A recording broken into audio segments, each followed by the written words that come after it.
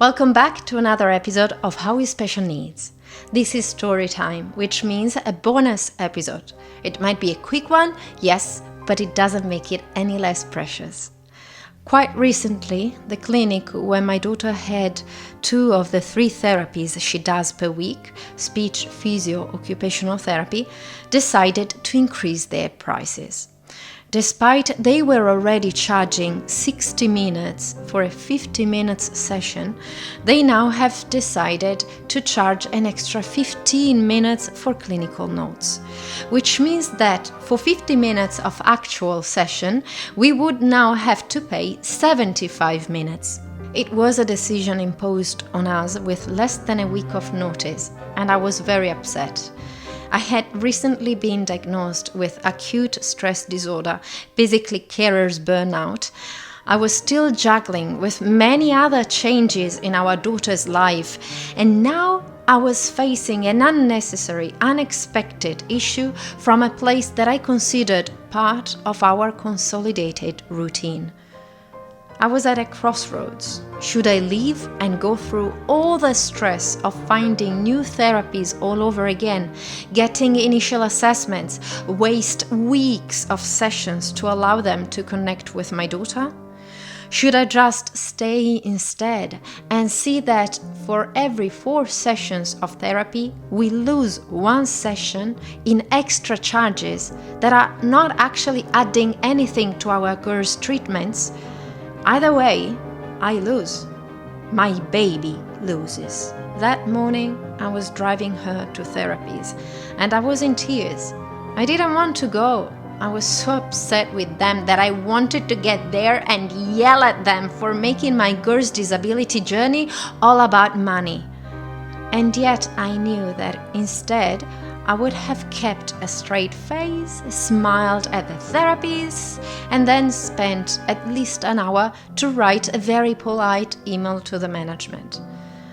I was overwhelmed and so frustrated. We leave home, the radio on my car starts playing, and what are they playing? The Blue Danube by Johann Strauss II. Suddenly, magic.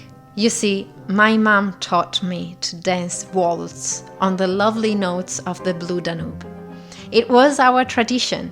Every first of the year on a major Italian TV channel, they were broadcasting the Concerto di Capodanno, a concert for the 1st of January, and they would always play the Blue Danube. It doesn't matter if my mom was crazy busy in the kitchen.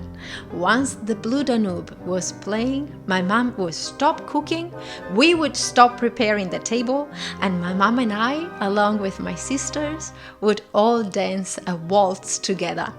That was our thing. And it doesn't matter to me if it's going to sound cheesy or if some of you will think that I'm superstitious. To me, that music in that car, right when I was at my rock bottom, was a clear sign from my mom that she's with me, always. I miss her so much, even though we lost her many, many years ago. She has missed so many milestones of my life, from my master's degree graduation to my wedding and now my beautiful daughter.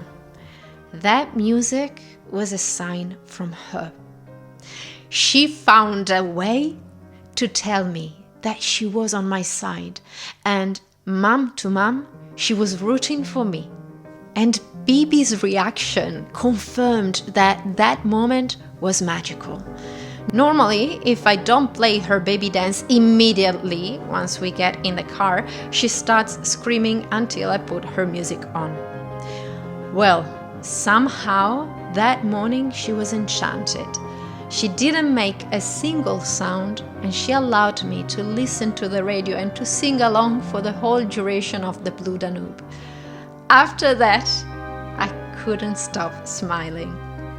My mom was with me, and my daughter allowed me to savor that connection that some of you might describe as a coincidence, and that instead I describe as supernatural. My mom was strong. She was a fighter, and if she was with us today, she would certainly tell me, Toughen up, sweetheart. You got this. For those who are wondering, no, I decided not to allow a center to charge me more than what's reasonable for the same service. If they can't see the value of working together with special needs families to give to their children the support they deserve within the very generous fees stated by NDIS, well then, they are not our tribe. They're not the right fit for us and for our values. I can choose, and I will not stay silent.